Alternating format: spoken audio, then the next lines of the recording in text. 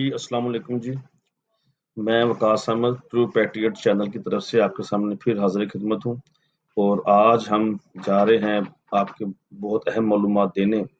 وہ معلومات ہیں تحویل کعبہ کے حوالے سے۔ تو جیسا کہ آپ جانتے ہیں، ایک میری عادت ہے، مجھے علم میں جو بات آئے تاریخی پس منظر سے، اسلامی پس منظر سے، تو میں آپ لوگوں کو بچانا میرا کام ہے۔ تو تحویل کعبہ کا حکم، تحویل قبلہ کا حکم تاریخ اسلام کا ایک عظیم واقعہ۔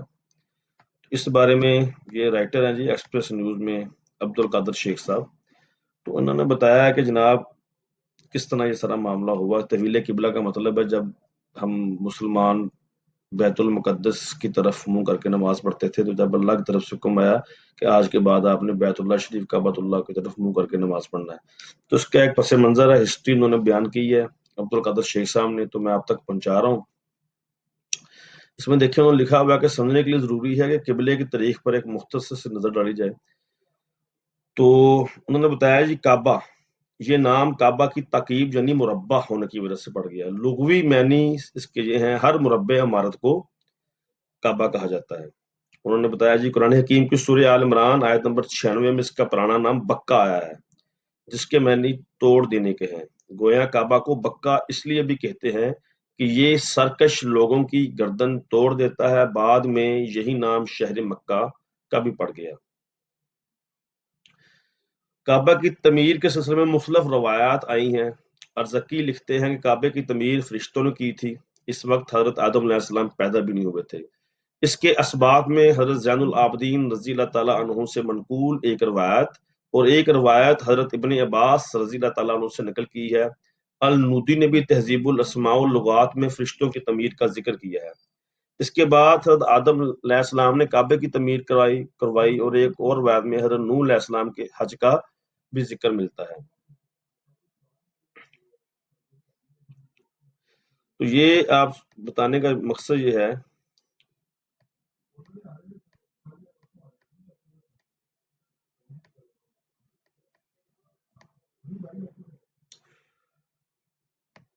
پھر اس کی تعمیر حضرت ابراہیم علیہ السلام نے کی، جس کا ذکر ہمیں قرآن حکیم میں سورہ بقرہ میں ملتا ہے۔ یہاں بھی تعمیر سے قبل چند تاریخی حوالات کا ذکر برمحل ہوگا۔ جد الانبیاء حضرت ابراہیم علیہ السلام کی دو بیویاں تھیں، جیسا کہ آپ سب جانتے ہیں، حضرت حاجرہ رضی اللہ علیہ السلام اور حضرت سارہ علیہ السلام۔ حضرت حاجرہ کے بطن سے حضرت اسماعیل علیہ السلام پیدا ہوئے تھے، یہ آپ علیہ السلام کے پہلے بیٹے تھے۔ جب حضرت اسماعیل علیہ السلام 13 برس کے ہو گئے تو حضرت سارہ علیہ السلام کے بطن سے حضرت اسحاق علیہ السلام پیدا ہوئے۔ حضرت سارہ علیہ السلام نے حضرت ابراہیم علیہ السلام کو قسم دلائی کہ حاجرہ اور اسماعیل کو لے کر کہیں چلے جائیں، یعنی انہیں اپنے گھر سے نکال دیں۔ چنانچہ حکم الہی ہوا کہ انہیں مکہ کی طرف لے جاؤ۔ آپ علیہ السلام حکم الہی کے عین مطابق دونوں کو اس جگہ لے گئے۔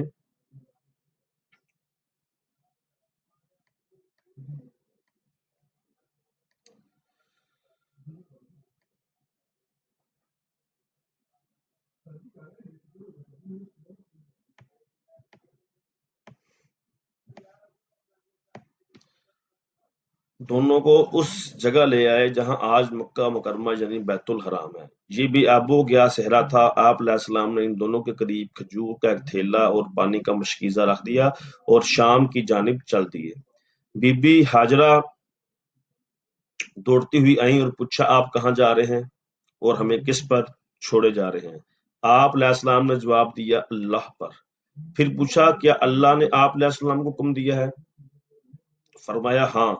تب وہ یوں گویا ہوئیں پھر تو ہمیں وہ ضائع نہیں کرے گا، اور یہ کہتے ہوئے واپس لوٹ آئیں۔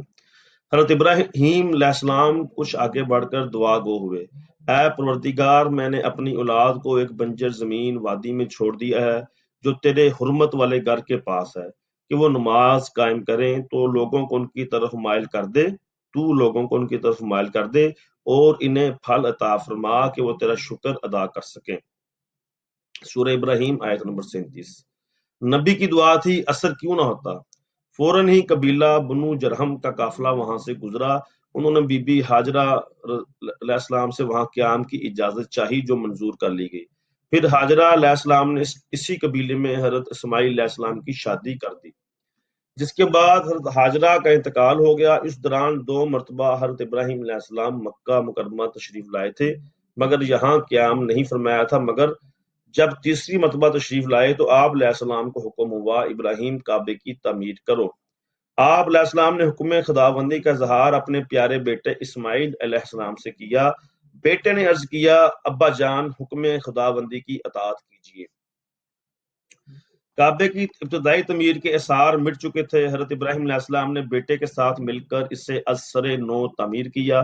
آپ علیہ السلام نے اس کی تعمیر میں نہ مٹی استعمال کی اور نہ چونا، بس حضرت اسماعیل علیہ السلام پتھر اٹھا اٹھا کر لا رہے تھے اور حضرت ابراہیم علیہ السلام ایک پر ایک پتھر رکھتے جا رہے تھے، اور اس کی چھت بھی نہیں بنائی تھی۔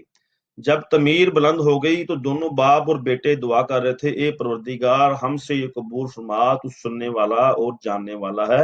سورہ بقرہ آیت نمبر 127۔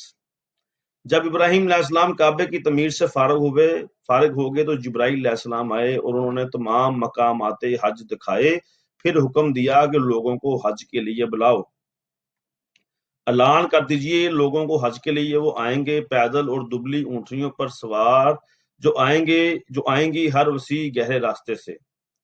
اعلان کر دیجئے لوگوں کو حج کے لیے وہ آئیں گے پیدل اور دبلی اونٹنیوں پر سوار، جو آئیں گی ہر وسیع گہرے راستے سے۔ سورۃ الحج آیت نمبر 27۔ مجاہد لکھتے ہیں کہ حضرت ابراہیم علیہ السلام اور حضرت اسماعیل علیہ السلام ہر سال پیدل حج فرماتے تھے۔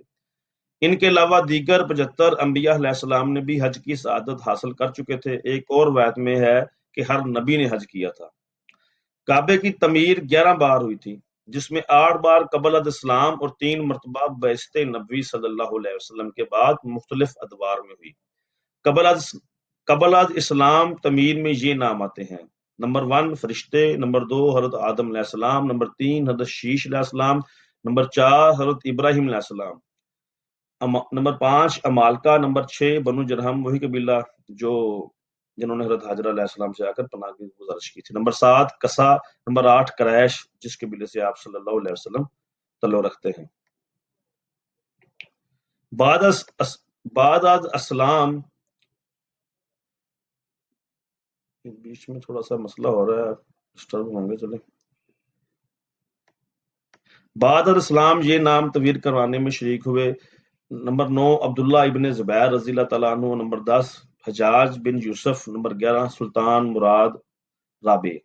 ان تعمیرات میں صرف ایک خصوصیت یہ تھی کہ حضرت ابراہیم علیہ السلام کی تعمیر حضرت آدم علیہ السلام کی بنیاد پر تعمیر تھی، گویا پیغمبر نے پیغمبر کی تقلید کی۔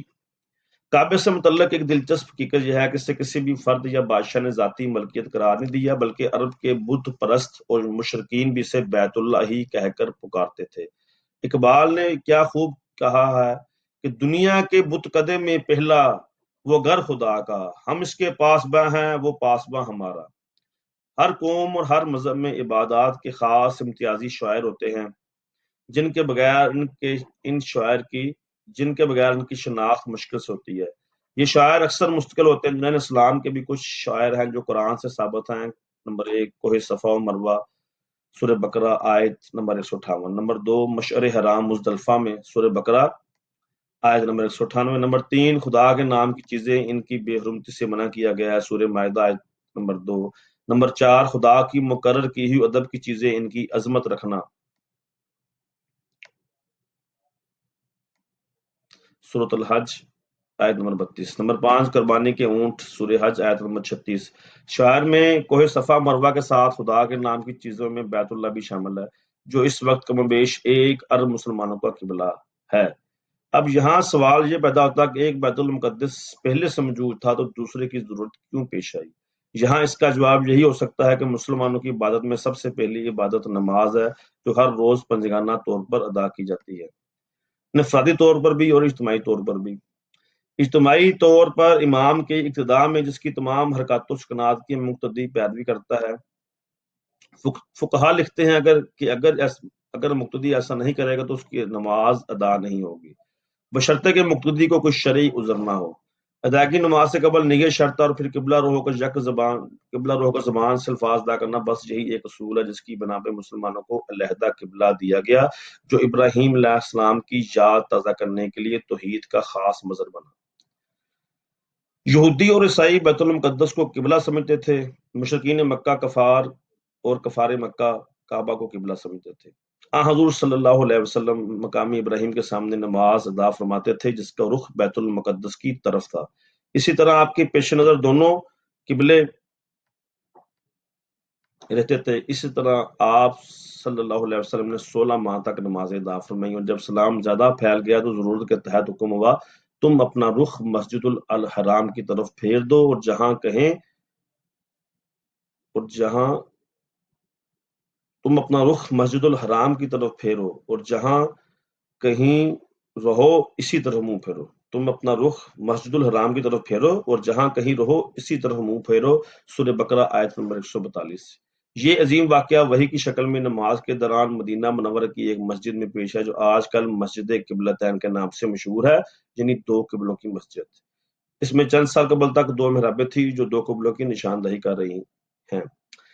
واضح ہو کہ مسجد اقصی کی سمت والی محراب ہٹا دی گئی ہے، صرف اس کی سمت پر محراب کا نشان لگا دیا گیا تاکہ شناخت رہے کہ قبلہ رخ تھا۔ معمر حجاج کرام پورے سال اس کی زیارت کرتے ہیں۔ تو یہ ایک ساری ہسٹری تھی، میں نے آپ کو بتانا چاہی تاکہ آپ کو پتہ لگ جائے تو قبلہ کیسے تعمیر ہوا، کس طرح تعمیر ہوا، اور یہ آپ دیکھ سکتے ہیں، خود بھی پڑھ سکتے ہیں۔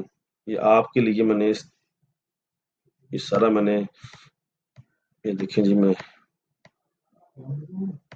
پھر شروع پہ جا رہا ہوں تاکہ آپ خود بھی پڑھ سکیں۔ میرا کام تھا آپ کو معلومات دینا جو میرے تک پہنچی ہیں، تاکہ ہر بندے تک پہنچے، ہمیں پتا ہو ہماری تاریخ کیا ہے، کعبہ بیت اللہ شریف کتنی بار تعمیر ہوا، کس کس نے تعمیر کیا، تحویل کعبہ کا حکم کیسے آیا، حضرت ابراہیم علیہ السلام نے کیسے مکہ کی طرف ہجرت کی، یہ ایز اے مسلمان ہم کو پتہ ہونا چاہیے۔